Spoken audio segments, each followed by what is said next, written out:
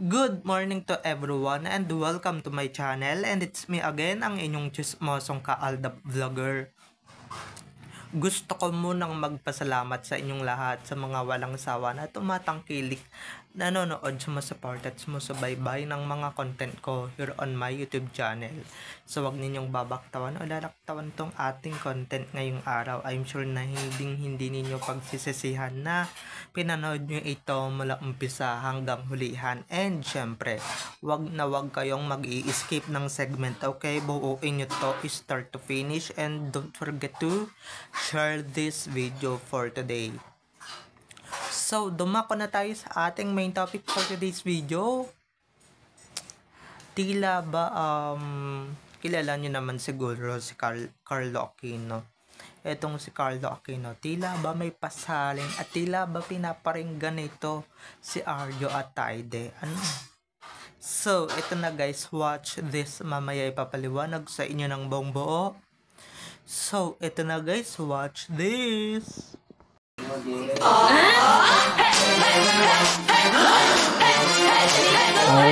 God. Presente. Oh my God.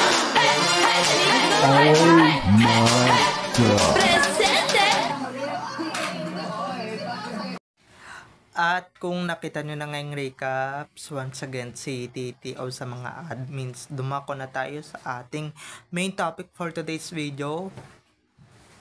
Gaya nga ng sinabi ko kanina, itong si Carlo Aquino, kung hindi ninyo nakikilala si Carlo Aquino, siya yung 90s heartthrob noong 90s. Ito nga, dahil since putok na putok na yung flood control project, putok na putok ang issue at ang pangalan ni Arjo Atayde. Ito nga si Carlo Aquino, and tila ba nagpasaring or nagparinig kay Arjo Atayde na ano kaya yung papasukin kong trabaho, 'di ba, bukod sa pagiging aktor or pagiging artista, para maging ka-level man lang ng yaman ni Arjo. Syempre simple lang, 'di ba? Simple lang, para yumaman kayo ng yumaman ng ganun ka bonggang yaman. Aba, mangurakot ka. 'Di ba? Magnakaw ka ng kaba ng Pilipino, ng kaba ng Pilipinas. Di dadali yung pagyaman mo, 'di ba? Ganun na nga yung ginawa ni Arjo Atayde, na may monkey business pala inside sa pagiging showbiz ek niya dito sa showbiz. Kaya pala yung last project niya ang Probinsyano, tas hindi na nasundan, 'di ba? Hindi na nasundan yung mga projects niya. Oo, paggawa-gawa na lang siya ng movies. Pero yung teleserye, hindi na siya gumagawa ng mga teleserye. Yun naman pala, 'di ba? Yun naman pala may baho ng lumalaganap or may kumakalat ng baho ng bonggang. Kaya 'di ba? Yun na lang yun, mga ka-ADN.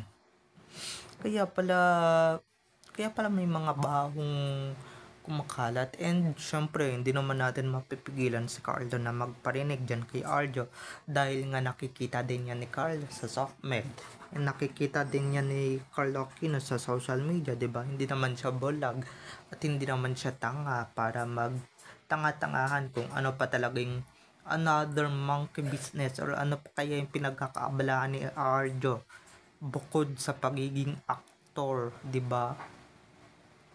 Yun naman pala, may monkey business pala siya. Kaya tignan ninyo, 'di ba? Easy money lang talaga yung politics. Lalong-lalo na kung corruption ang pinapasok mong trabaho, 'di ba? Or yung pagiging corrupt ang pinapasok mong career, or yung karerang tinatahak mo. 'Di ba? Yun nga naman, walang kahirap-hirap, hindi katulad ng mga nasa showbiz ka or nasa industry ka, naiiyak ka, 'di ba, na magdamag ka sa taping, magdamag ka sa shooting, 'di ba? Dito easy money ka lang, pero Yun nga lang, may consequences, 'di ba? May consequences kang kahaharapin, or may consequences kang kaakibat pag yan yung pinasok mong trabaho, 'di ba? It's either makukulong ka, or it's either na sa um magtatago ka sa hus- magtatago ka sa mga sa mga batas, or sa batas, 'di ba? 'Di ba? Ganyan din yung ginagawa ni Arjo. Kaya easy money lang talaga yung pagyaman. 'Di ba? Easy money lang talaga, pero or easy to get lang ang pagyaman. 'Di ba? Unlike pagiging showbiz mo, pagiging artista mo, wala kang kasiguraduhan. At least doon, hindi ka magiging laos, 'di ba? Forever kang pag-uusapan sa politics, kasi may kababuyan kang ginawa sa pagiging politician mo. 'Di ba? May tatak ka sa mga tao, unlike sa showbiz, wala kang katatak-tatak sa mga tao. 'Di ba? Wala kang katatak-tatak sa mga taong iniwan, or wala kang katatak-tatak sa mga taong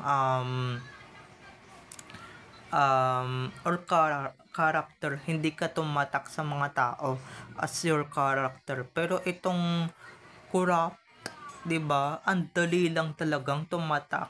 Wala pa talagang ilang months, 'di ba? Maski nga yung pag ano ni Arjo, pag disappear niya sa mga pa-meeting, ay nako, or pagpupulong, talagang natatak yan. Tumatak talaga yan ng bonggang-bongga, 'di ba?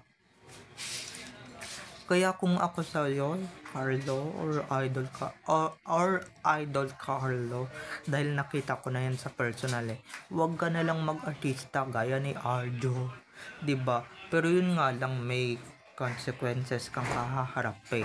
May consequences kang i-face sa iyong career. Kaya sorry ka na lang, no? Sorry ka na lang dahil may mga kaakibat kang consequences. Kaya asa ka na lang, 'di ba? Asa ka na lang na magiging ganyan ka karangya. 'Di ba? Hindi katulad ng sa showbiz, 'di ba? Isang kahid, isang tuka ka pa rin. 'Di ba? Hindi ka gaya sa showbiz na wala naman kasiguraduhan kung talagang yayaman ka diyan. Diyan sa pinag-uusapan nating politics, talagang easy to get lang yung money. Talagang yayaman at yayaman ka ng bonggang-bongga. Tignan ninyo si Arjo. Buhat nung hindi na nag-artista, nag-politics lang yan na. Nag-politics lang yan. Tignan nyo naman, ang dali-dali yumaman. Yun naman pala, nagnakaw ng kaba ng Pilipino. 'Di ba? Magkakaref ka pa. Magkakayati ka pa. Magkakaroon pa ng sariling bahay yung kapatid mo. Magkakaroon pa ng sariling chopper yung nanay mo. Magkakaroon pa ng sariling beach house yung nanay mo, 'di ba? Saan ka pa? Yun, hindi na kayo maghihirap, 'di ba? Hindi na kayo mamamatay, kakaiyak, kakapuyat ninyo, 'di ba? Sa kada taping, kada shooting ninyo, tapos ma-aksidente pa kayo, 'di ba? Pero yun nga lang, 'di ba? Pag ginawa nyo yung ganyang klaseng trabaho ng kagaya kay Arjo, nung kay Kong Arjo, ay nako, talagang kulungan ang mapupuntahan ninyo. Swear to God. 'Di ba? Swear to God, ganyan talaga yung mapupuntahan ninyong place, ganyan yung mapupuntahan ninyong destination pag yan yung napili ninyong trabaho. Ako na mismo yung nagsasabi sa inyo, mga ka-ADN, and syempre kay Sir Carlo Aquino. Siguro nakikita niya rin, no, na ba't ganito kayaman, ang dali naman yumaman nito ni Arjo. Yun naman pala, deep inside sa mga pinagpo-post ni Arjo, 'di ba, doon sa SOCMED, hindi niya alam, galing pala sa mga nakaw ang mga kayamanan ni Arjo. 'Di ba? Oo nga naman, madali yung yumaman sa politics, lalong-lalo na kung kurap ka at kurakot ka, 'di ba? At siguro nakikita din ng mga ni Carlo Aquino yung yung pagpasyal-pasyal ni Arjo at ni Arjo Atayde sa iba't ibang bansa, 'di ba?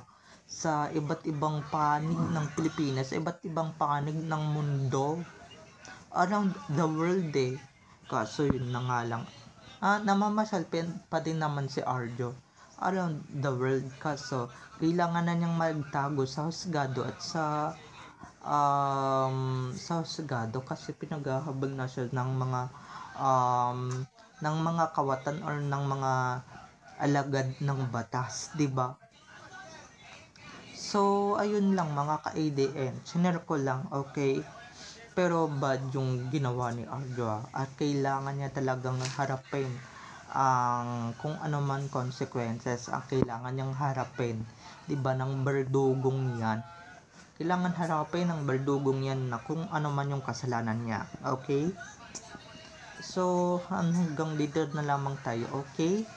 So bye-bye na mga ka-ADN, I love you all. Hindi pa tayo magpapaalam mga ka-ADN ha, pero yun na lang mga sasabihin ko. Pero sensya ka Arjo, 'di ba?